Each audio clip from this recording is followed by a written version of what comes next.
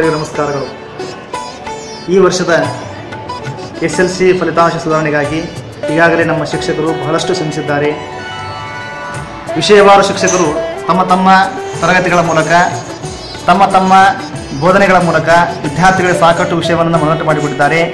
ಒಟ್ಟಾರೆಯಾಗಿ ಈ ವರ್ಷ ನಮ್ಮ ಶಾಲೆಯ ಫಲಿತಾಂಶ 90ಕ್ಕಿಂತಲೂ ಜಾಸ್ತಿ ಮಾಡಬೇಕಂತಕ್ಕಂಥ ಒಂದು ಹಂಬಲ, ಒಂದು ಆಕಾಂಕ್ಷೆ, ಒಂದು ವಿಶ್ವಾಸ ನಮ್ಮೆಲ್ಲ ಶಿಕ್ಷಕರ ಮೇಲೆ ಇದೆ ಅಂತಕ್ಕಂಥ ಒಂದು ಭಾವನೆಯನ್ನು ಈ ಸಂದರ್ಭದಲ್ಲಿ ನಾನು ವ್ಯಕ್ತಪಡಿಸ್ತಾ ಇದ್ದೇನೆ.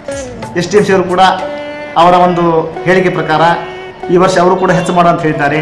ಆದ್ದರಿಂದ ನಾವು 90ರ ಮೇಲೆ ಮಾಡಬೇಕು ಅಂತಕ್ಕಂಥ ಒಂದು ಭರವಸೆಯನ್ನು ಕೂಡ STMC ಅವರಿಗೆ ಕೂಡ ನಾವು ನೀಡಿದ್ದೇವೆ ಅಂತಕ್ಕಂಥ ಮಾತನ್ನು ಹೇಳಿ ಒಂದೆರಡು ಮಾತನ್ನು ಮುಗಿಸ್ತಾರೆ.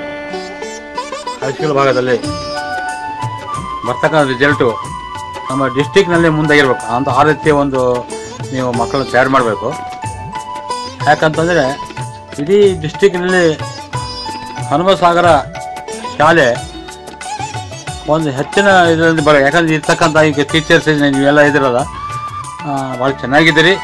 ಅದ್ರ ಉಪಯೋಗ ಮಕ್ಕಳಿಗೆ ಆಗಬೇಕು. ಆಮೇಲೆ ಮಕ್ಕಳಿಗೆ ಆಗೋದ್ರಿಂದ ಇದು ಇರ್ತಕ್ಕಂಥ ಟೀಚರ್ಗೆ ನಿಮ್ಮ ಹೆಸರು ಬರ್ತದೆ. ದಯವಿಟ್ಟು ಮಕ್ಕಳಿಗೆ ಈಗ ಇನ್ನೂ ಮುಂದೆ ಬರ್ತಕ್ಕಂಥ ಈ SLC ಇದರಲ್ಲಿ ಒಳ್ಳೆ ಫಲಿತಾಂಶ ಬರಬೇಕು. ನಮ್ಮಲ್ಲಿ ರ್ಯಾಂಕ್ ಸ್ಟೂಡೆಂಟ್ ಹೆಚ್ಚಿಗೆ ಬರಬೇಕು. ಉಳಿದ ಎಲ್ಲ ವಿದ್ಯಾರ್ಥಿಗಳು ಫಸ್ಟ್ ಸೆಕೆಂಡಿಗೆ ಬರಬೇಕು. ಥರ್ಡ್ ಯಾವ ರೀತಿ ಬರೋದಂಗೆ ಸೆಕೆಂಡ್ ಥರ್ಡ್ ಬರೋದಂಗೆ ನೋಡ್ಕೊಳ್ಳೋ ವ್ಯವಸ್ಥೆ ನಿಮ್ಮ ಟೀಚರ್ ಮೇಗಿದೆ.